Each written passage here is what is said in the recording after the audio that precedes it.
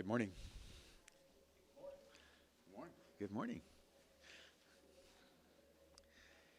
Okay, we ready?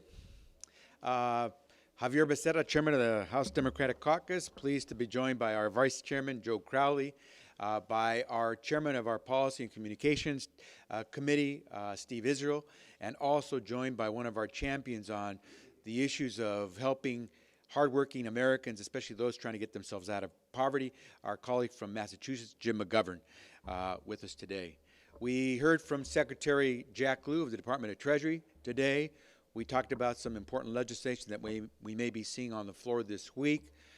And I think a lot of us understand that there's a lot of news going on today. And for those of us from California, we feel very good about yesterday's news. It's great to see Americans want to come out and vote. It's great to see Americans expressing themselves with enthusiasm. On the Democratic side, we've watched a very animated, very spirited campaign to become the nominee, and I think it's a thrilling thing to be able to say on Wednesday, June the 8th, that for the first time in America's history, a major party will have as its nominee for president a most qualified person, a very tested and prepared person to be president of the United States who happens to be a woman. And for many of us, watching Hillary Clinton ascend to that level to be our nominee is just a heartwarming thing, especially if you're like me and you have 3 daughters. Yesterday brought into focus where we are as a nation and what's at stake.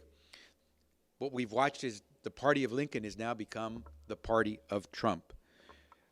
It's a party that seems to want to take us back in time. We have a leader who wants to build walls on the Republican side. On the Democratic side, we have a leader who wants to break down barriers, who wants to build bridges, and who wants to ensure that hardworking families throughout this country have a chance to move forward. We have Republican leaders who talk about wanting to have a policy to help all Americans, including those in poverty. Well, the party of Trump has had its standard bearer speak on this. Back during the Wall Street-driven housing crisis of 2007 and 8, Donald Trump said he sort of hoped, those were his words, quote, sort of hoped the real estate market would tank because people like him would be able to, quote, go in and buy like crazy and make a lot of money, end quote. Those are the words of the leader of the Republican Party. The party of Trump is the one that's talking about things that most Americans would not want to see. And we understand what's at stake, not only this week in votes that we're going to be taking, but over this next year as we get closer and closer to the election. We think we have a party that's led by a leader who's breaking new ground and will break down barriers for so many Americans as we build bridges. And we think that's a lot better than building walls. And with that, let me now yield to the Vice Chairman of the caucus, Joe Crowley. Thank you, Mr. Chairman. It was very good to hear this morning from another man from Queens who I freely and want to associate with, and that is Treasury Secretary Jack Lew, being a man from Queens myself. I also just want to make a quick comment, and it's just about, it's hard to separate the politics of yesterday and what happened and what's happening here in Washington this week. But the joy that I have in watching Secretary Clinton now be the presumptive nominee of our party, and watching last night in Brooklyn the enthusiasm that was there, that as the father of a 15-year-old daughter, that the sky is the limit for her and for generations to come was put in place last night for history and for the future as well. And you juxtapose what happened in Brooklyn last night and the hateful rhetoric that continues to be spewed by the leader of the Republican Party, con man Don. The con man is at it again. He's continuing his efforts to con America. We saw what he did with Trump University, and now he's taking it to a bigger platform. He's trying to con the entire world in this process. So I think America knows what it needs to do. It needs to reject con man Don and stand with the next president of the United States, Hillary Rodham Clinton. We also saw our colleagues in the Republican Party, because I think they're having difficulty with the man on the top of their party now, the leader of their party, the presumptive leader of their party, They're trying to change the subject, trying to change the topic. They actually are talking about poverty. They came up with their plan again, and I know we're going to hear from one of our point people on the issue of poverty and hunger in our caucus, and Jim McGovern, momentarily. But all this is just regurgitation of old thoughts and ideas, much of which hasn't worked, without any bold new plans to really tackle the issue of ending poverty in the United States. It's more of the same old that I think we've become so used to here in Washington. It's time to move beyond that and actually come up with policies that are practical and that will work to help end poverty and hunger in the United States. And I look forward to hearing more comments from my good friend Jim McGovern, as well as Congressman Steve Israel from New York. Mr. Israel. Thank you very much, Mr. Chairman. You know, what is happening here in Washington between House Republicans and their presumptive nominee is really one of the most breathtaking examples of trying to have your cake and eat it too that I've ever seen in politics. I've never seen anything like it. You do not get to condemn Donald Trump and endorse him on the same day. It doesn't work like that. You don't get to support him and then criticize him. It doesn't work like that. Now, yesterday, one Republican, Senator Kirk, was the first to revoke his support, rescind his endorsement of Donald Trump. And that begs the question for every other House Republican. Are you going to do as Senator Kirk did and revoke your support of Donald Trump, or will you renew your support of Donald Trump? That is the major question of the day in Washington, D.C., in politics. And we are going to use every tool in our toolbox to call these House Republicans out. They owe their voters and the American people transparency. They owe them clarity. They owe them an answer to the question, are you with Donald Trump and his hateful, racist rhetoric, or are you against? Because you can't be for both. And that is a question we are going to continue to raise. We're going to raise it on the floor of the House. We're going to raise it in our districts. We're going to raise it on every single platform that we have. The bottom line is this. You can apologize for Donald Trump. You can cringe at Donald Trump. But for as long as you have endorsed Donald Trump as a House Republican, you are Donald Trump.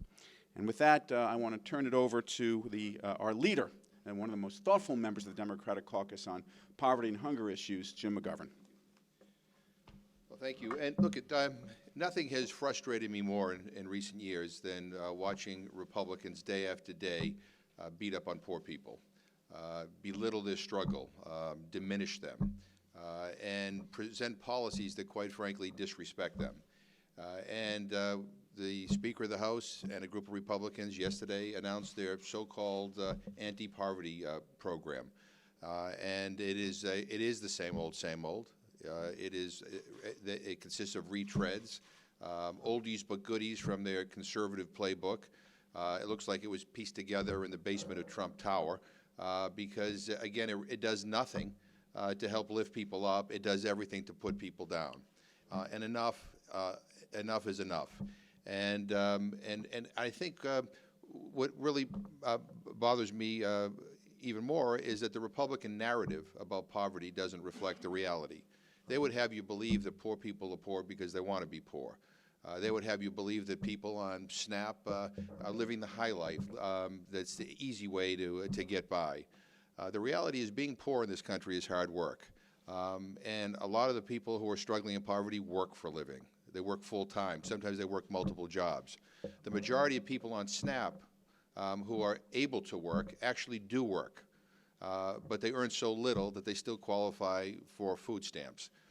Why aren't we talking about raising the minimum wage to a livable wage? Why aren't we talking about ways to help make work pay so that people don't have to live in poverty? But that's not what's in the Republican plan. Again, it consists of more and more targeted cuts at programs that provide basic necessities like food. It is unconscionable what they have proposed and what they want to do. And look, I think there's no difference from what the Republicans in the House are proposing and what Donald Trump is proposing on the campaign trail. They don't have a clue of what it's like to be poor in this country. And Democrats are going to stand up and fight them. and Democrats have solutions that could actually help get people out of poverty, put people back to work, create good jobs that pay decent wages. So I hope it is clear to everybody who even has a quick glance at the proposal that Speaker Ryan has released that it basically amounts to nothing new, nothing innovative, certainly nothing bipartisan, and my hope is that none of the stuff that he's proposed will go anywhere. And finally, I'll just say, again, to keep on doing this, to keep on scapegoating poor people, to keep on beating up on poor people, is just a lousy thing to do. Thank you. Questions? Can the party stay united as long as Sanders is still in the race? And I suspect everyone's going to have a comment on this, but I would say that I've never seen Democrats so enthusiastic going into November since 2008. And so my sense is that we're going to be very united going into November because we know what the real cause is here. As I think Jim McGovern made it very clear, we need fighters for America. And the only way you do that is to come together and fight for your standard bearer, and Hillary Clinton, and all those people who want to work with her in Congress. So finally, rather than have a Congress that's asleep at the wheel, we'll actually have a Congress that wants to get things done with the President of the United States. So I think among those people working with Hillary Clinton, I certainly believe Bernie Sanders will be there working as hard, along with many of the supporters that were with him, to make sure November goes well. Let me make sure any of my colleagues may want to respond to that. Well, I would just add to it and turn it back to the chairman as well. This Bernie Sanders understands probably better than anyone else right now just what a threat a Trump presidency would be. The fraud of Trump, con man Don, becoming the president of the United States, and what that would mean not only to the United States but to the world. We are united. Democrats are united. We have not been divided. We've had a healthy debate, as even Secretary Clinton said last night in her speech, and the debate will continue even after President Clinton is elected president. This debate will continue within our party. It's a healthy debate, and one that needs to continue, and one we welcome, and one we will look forward to having. Do you think that it's time, though, for Senator Sanders to exit the race before the convention? I mean, or do you think that it would be okay if he still continued on? Look, I believe that only Senator Sanders can make that judgment. In 2008, when Hillary Clinton understood that President Obama had enough delegates to secure the nomination, she did some deep thinking and emerged from that process understanding that it was critical that we united around our presumptive nominee. We did that, and he was president for 2 terms. Senator Sanders, I'm sure, will be entertaining those thoughts, and I believe that Senator Sanders believes that the prospect of President Donald Trump is so anathema to everything that he stands for that he's going to be making a critical contribution to the unity of the Democratic Party in the future. The question is, though, I mean, you said that and all others have expressed confidence that everybody can come together here, but what gives you the sense that Bernie Sanders, would get out, that there can be unity? And number 2, I mean, there must be something to this meeting where Sanders is going to come meet with the President of the United States and the majority leader of the Senate. I mean, that kind of sounds like being called into press. First, I think it's great whenever the leaders of our party are coming together to come out and have a fixed agenda that moves us forward. But I would say this, if you watched the campaign for the Democratic nomination, what you witnessed was a vigorous discussion and debate on the issues. We tackled the issues in our campaign. We didn't tackle each other the way you saw on the Republican side. Bernie Sanders has been about the issues and about moving an agenda for American families since the beginning. I don't think this is just about him or about Secretary Clinton. Both of them would tell you that. They're doing this because there's a bigger agenda, there's a bigger goal in mind, and that's to help the American family move forward. And so I have no doubt that Bernie Sanders is going to recognize that his agenda will move forward when our nominee Hillary Clinton is out there campaigning for President of the United States, and he will find every reason to make sure that those ideas that he put forth so powerfully have a voice through Secretary Hillary Clinton. Let me see if Jim McGovern wants to add anything to this. No, I would just say that Bernie Sanders contributed a great deal to this campaign. He helped define the issues that we're all talking about. And they're important issues, and a lot of them have to do with combating poverty, for example. But I think what motivates Bernie Sanders and I think what motivates Hillary Clinton, quite frankly, are the issues. That's what matters.